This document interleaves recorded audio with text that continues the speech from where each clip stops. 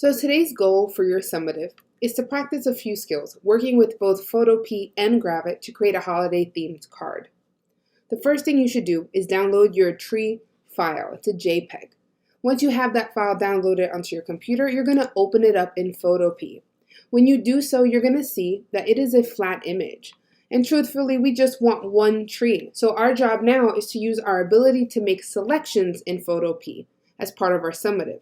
So choose the tree you'd like, and what you're going to start off with is a very rough selection. So to make our rough selection, we're just going to simply use our lasso tool and focus in on a tree that we'd like. So let's say I like this tree right here. I'm not going to be super precise. I'm just going to try to isolate the tree so it's by itself. Once I have a selection that works for me, I'm going to go to Edit Copy and then Edit Paste. What this is going to do is it's going to take that tree and put it on its own layer. I know this because if I go to my layers panel on the right, I now have two layers. So I can hide my background layer so I can focus in on just the tree. I'm going to zoom in so I can make sure I get all of what I need in my next selection. So for my next selection, I want to remove the remnants of the beige or whatever the background color that's left.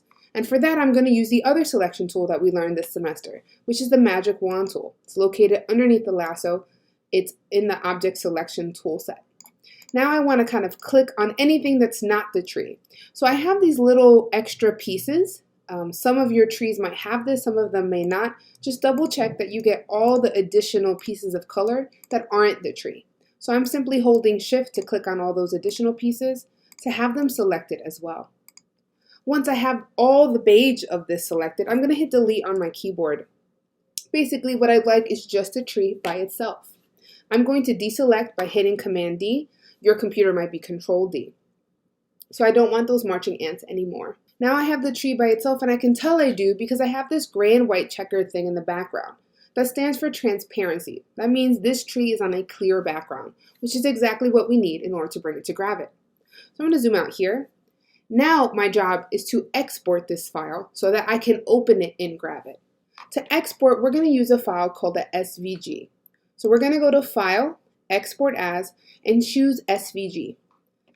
Then hit Save. An SVG will allow us to have a transparent background, which is what we want. Now the next step in your summative is to open up the Gravit file shared with you. Your Gravit file will look like this. In your Gravit file, you've been given two options to start with. What you should do is choose which background option you want to place your tree in. Your first option is here. It's labeled as background option 1.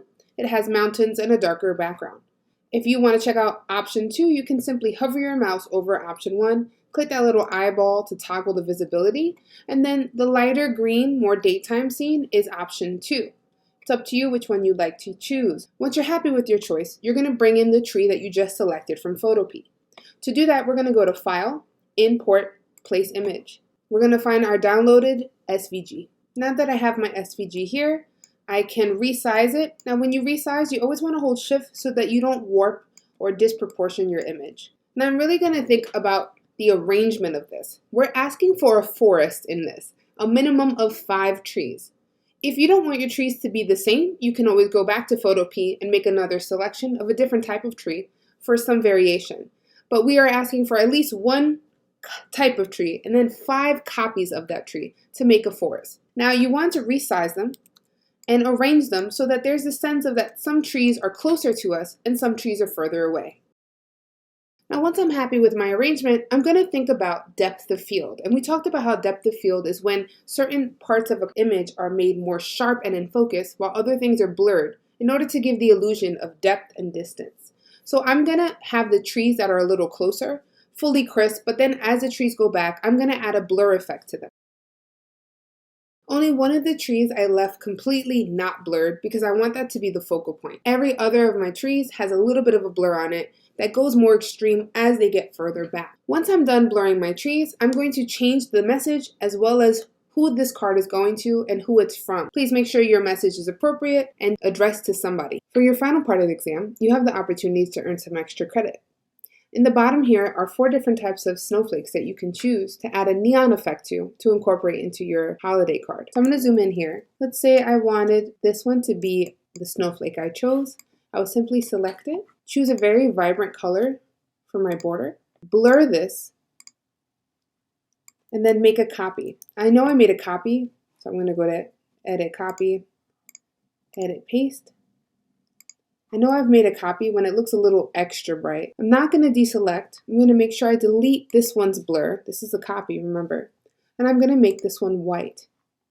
And now I have that neon effect. Let's say I find that the neon effect is not neon enough for my taste. I could always go back when I have this step right here where I just made the blur and have an extra copy. That often will make my blur or my neon look a little bit more intense. So in this case, there are 2 copies of the blue and then 1 copy that doesn't have a blur that's white. That's just a trick I do to make sure my neon looks really, really vibrant.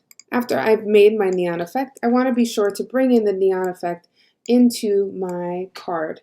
I can make as many copies as I want, resize them, rotate them, and really ingrain them in this image. When you are done, you're going to export your file as a JPEG and upload it to Google Classroom. Remember, this is a summative, so be patient. Make sure your card is well laid out and well thought out.